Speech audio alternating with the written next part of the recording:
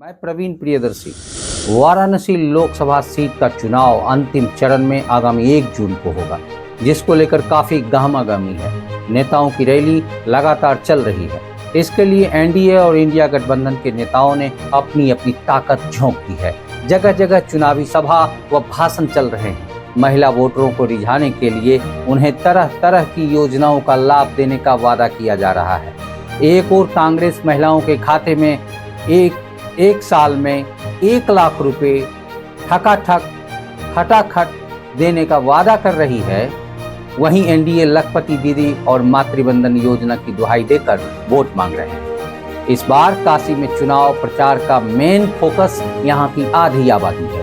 पक्ष विपक्ष सभी महिलाओं को वोटिंग के लिए आगे लाने में जुटे हुए हैं। एक तरफ जहां प्रधानमंत्री नरेंद्र मोदी मातृ शक्ति सम्मेलन कर 25,000 से अधिक महिलाओं के साथ संवाद किया, तो दूसरी ओर विपक्षी पार्टी महिलाओं की टोली बनाकर आधी आबादी को अपने पक्ष में लाने की कोशिश कर रही है। साल 2019 के चुनाव पर हम अगर एक नज़र डालते हैं तो उस साल काफी मेहनत के बाद भी महिलाओं ने वोट कम ही डाला था। अगर इनकी संख्या की बात करें तो वाराणसी में 8,97,343 वोटर ही बूथ तक पहुंच पाई थी, जबकि वोटिंग प्रतिशत इनका सबसे कम रहा है। साल 2019 के लोकसभा चुनाव की बात करें तो वाराणसी में महिलाओं की ओर से 54.55% वोटिंग हुई थी। इस चुनाव में आधी आबादी ने मतदान करने में कंजूसी दिखाई थी, जबकि पुरुषों ने 59.15% मतदान किया था। 59.15% मतदान किया था। वाराणसी में साल 2019 में प्रधानमंत्री नरेंद्र मोदी ने दोबारा जीत दर्ज की थी। सबसे अधिक वोटों के साथ उनकी जीत हुई थी, लेकिन महिलाओं का मतदान कम हुआ था। महिलाओं की भागीदारी से बढ़ेगा जीत का अंतर, ऐसा चुनाव विश्लेषक मान रहे हैं। राजनीतिक दलों की आधी आबादी को साधने की रणनीति पर राजनीतिक विश्लेषक प्रोफेसर रवि प्रकाश पांडे की माने तो वाराणसी में महिलाओं का मतदान प्रतिशत और जीत का अंतर देखने से यह समझ बनती है कि अगर महिलाओं की भागीदारी बढ़ती है तो जरूरी जीत का अंतर और बड़ा देखने को मिलेगा। इसके साथ ही वाराणसी सीट से महिलाओं को अपने अधिकार और ताकत का भी पता चलेगा। वे कहते हैं कि महिलाओं के पक्ष में एक साइकोलॉजी और काम करती है कि वे परिवार के अन्य सदस्यों को भी इन्फ्लुएंस कर सकती हैं। महिलाओं को अपने खेमे में लाने के लिए बीजेपी काफी आश्वस्त है। इस बारे में भारतीय जनता पार्टी की राज्यसभा सांसद गीता साक्य कहती हैं कि प्रधानमंत्री नरेंद्र मोदी ने सुरक्षा, सम्मान और स्वावलंबन की दृष्टि से आगे बढ़ाने का काम किया है। इसी कड़ी में प्रधानमंत्री नरेंद्र मोदी ने यूपी के सीएम योगी आदित्यनाथ के साथ वाराणसी के संकट मोचन हनुमान मंदिर में पूजा अर्चना की। पीएम मोदी ने डॉक्टर संपूर्णानंद संस्कृत विश्वविद्यालय में महिलाओं के साथ सबसे बड़ा सम्मेलन किया। मातृशक्ति सम्मेलन में महिलाओं से पीएम ने ज्यादा से ज्यादा मतदान करने की अपील की है। वाराणसी में महिला केंद्रित यह पहली रैली है। महिलाओं ने प्रधानमंत्री के भाषण को गंभीरता से सुना, साथ ही लोकतंत्र की मजबूती को और मजबूत बनाने के लिए बढ़ चढ़कर मतदान करने का संकल्प लिया।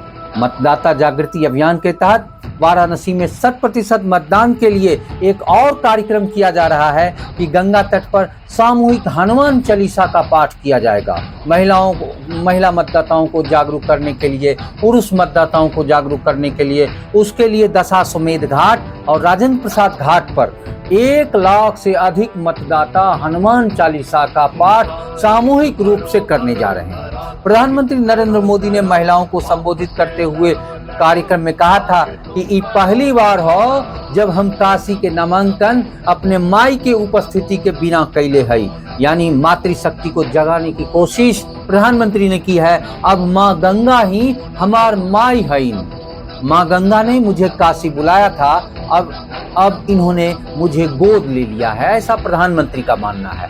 अपने भाषण में प्रधानमंत्री ने भाजपा सरकार की लाभकारी योजनाओं के बारे में विस्तार से बताया और बता दें कि नामांकन के बाद पीएम मोदी दूसरी बार काशी पहुंचे हैं। प्रधानमंत्री नरेंद्र मोदी वाराणसी लोकसभा सीट से सांसद हैं और तीसरी बार इस चुनावी सीट में चुनाव मैदान में हैं। प्रधानमंत्री नरेंद्र मोदी 2014 से केंद्र में पहली सरकार बनाने के बाद से लोकसभा में वाराणसी सीट का प्रतिनिधित्व कर रहे हैं।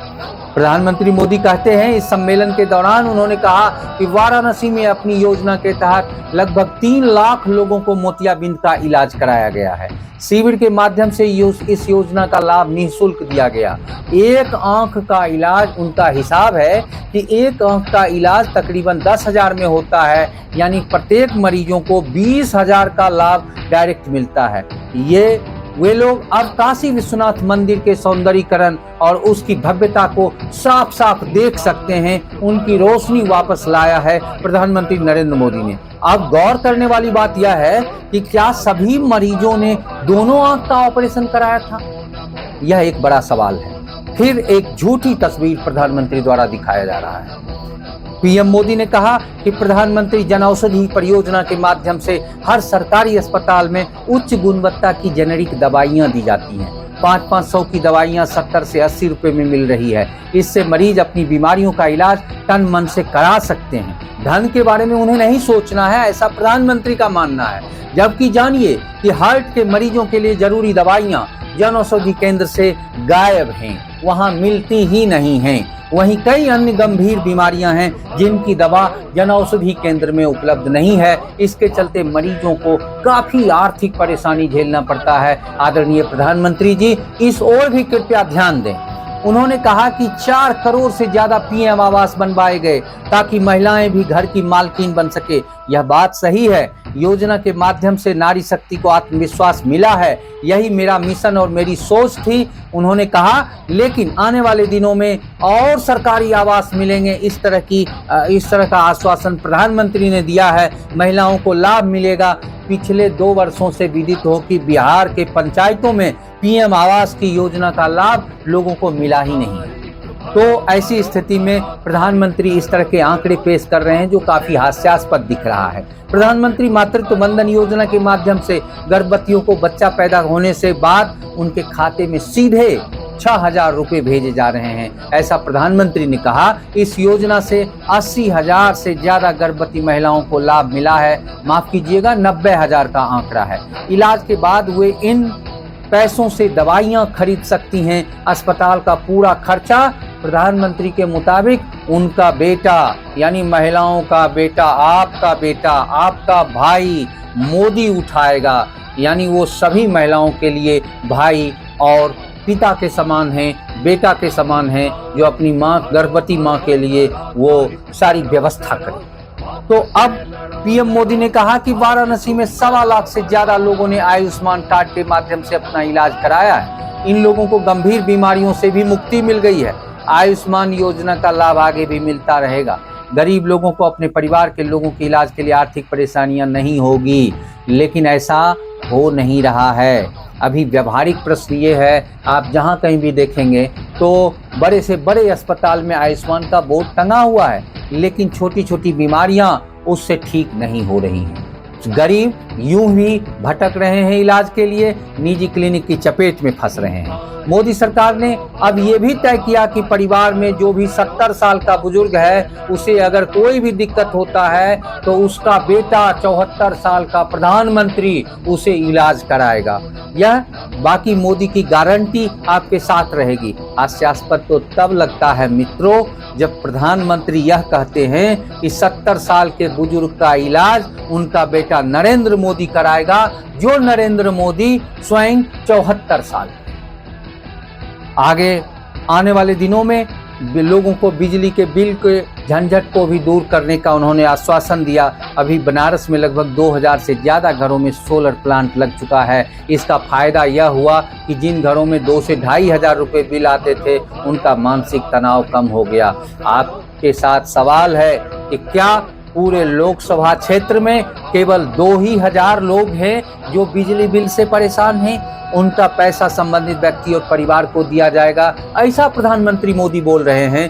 तो ये आश्वासन के सिवा और कुछ नहीं लगता, क्योंकि 2,000 बहुत ही न्यूनतम कंज्यूमर है और कंज्यूमर की संख्या वाराणसी में इससे कई गुना, सैकड़ों गुना कह लीजिए ज्यादा है, जो परेशान है बिजली बिल से।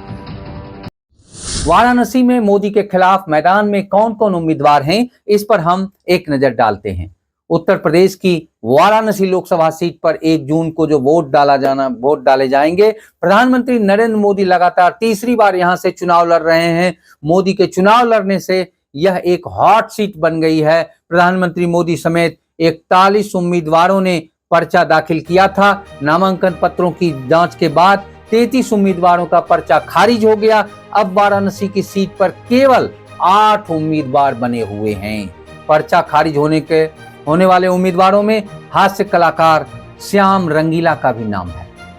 पीएम मोदी के खिलाफ इस बार इंडिया गठबंधन की ओर से अजय राय और बहुजन समाज पार्टी के उम्मीदवार अतहर जमाल लारी हैं। इसके अलावा इस सीट पर अपना दल कमेरावादी से गगन प्रकाश, राष्ट्रीय समाजवादी जनक्रांति पार्टी से पारसनाथ केसरी, युग तुलसी पार्टी के उम्मीदवार पोली शेट्टी, शिव कुमार और 2 निर्दलीय उम्मीदवार संजय कुमार तिवारी और दिनेश कुमार यादव चुनावी मैदान में हैं। अब यह तो 1 जून को ही पता चल पाएगा कि कितना फीसदी महिला वोटर बूथ तक पहुंचकर मतदान करती है। इस तरह का वीडियो देखने के लिए आप इस चैनल को लाइक, सब्सक्राइब और शेयर करें।